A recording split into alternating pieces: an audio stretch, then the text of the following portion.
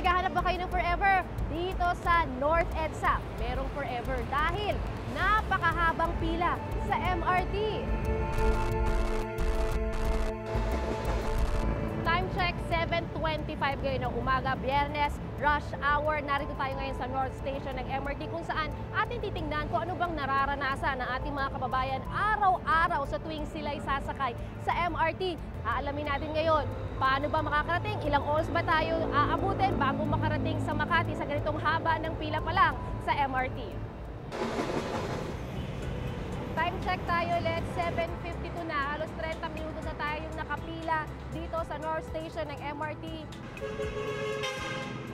Kung akala nyong mahaba na ang pila sa baba, magugulat kayo sa kapal ng tao sa may hagdanan.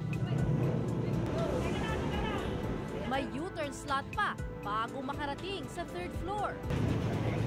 Napansin ko lang, haba ng pila namin sa labas, di ba? Pagpasok mo rito, kanya-kanya ring diskarte. Kung mabilis kang umakyat ng hagdan, mauuna ka uli dito sa pila rito. Iniisip ko lang paano yung mga kababayan natin na medyo nakatatanda o yung mga senior citizen, parang mahihirapan sila kung sasakay sila sa MRT.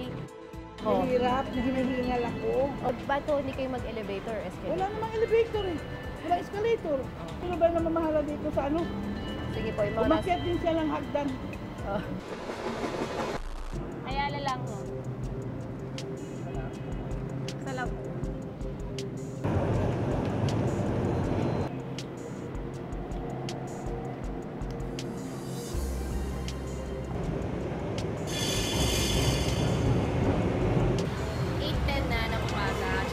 Nakapasok dito sa loob, pero nakapila pa rin tayo.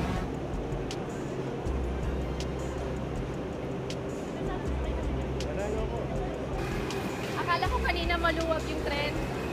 Wala rin pala, mukhang tayo nakaabot sa upuan.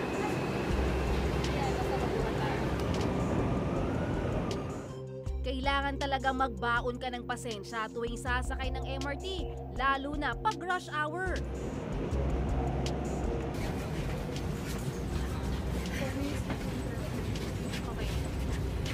Nauna tayo sa pila, kaya nakahanap pa tayo ng upuan. Hindi pinayagan ng aming kamera sa loob ng tren para na rin sa aming seguridad.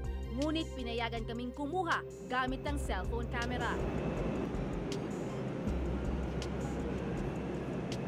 Time check ulit tayo, 8:20 tayo nakasakay dito sa tren mismo ng MRT. So halos 1 oras bago tayo nakasakay. Dati, lokohan namin, pag mag-MRT ka, fresh ka bago ka makarating sa pupunta mo. Pero ngayon, napansin ko sa haba ng pila mula EDSA pa lang, pawisan ka na talaga bago ka makasakay dito sa tren.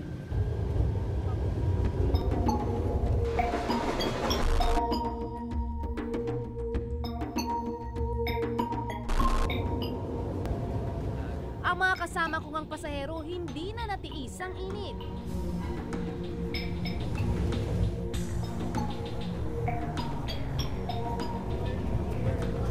Isang job applicant rin ang nakasabay ko sa biyahe.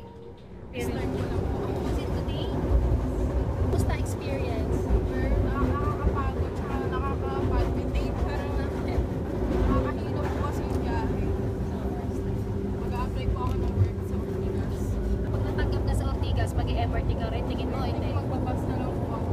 Magbabas? Bakit? Kasi parang mas okay pa po yung maranasan yung traffic. Yes, Hindi siya masyado hassle. Like dito talagang tagal yung pipila. Tapos pero mas traffic ko. okay lang po. Saka galing. Bulacan pa po. Bulacan pa. So, oras pa umalis sa inyo? Mga 5 po.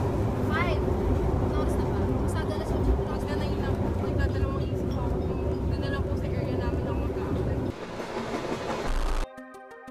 Ayon sa opisina ni MRT General Manager Buenafe, nasa 333,188 ang daily ridership average ng MRT. Kapag peak hours naman sa umaga, umaabot sa 21,626 ang mga pasahero at 24,021 naman sa gabi. Ang lahat ng pasaherong ito nagtsatsaga sa 12 hanggang 15 tren. Nasa average ay nasa 13.5 hanggang 13.7 na tren sa mga peak hours.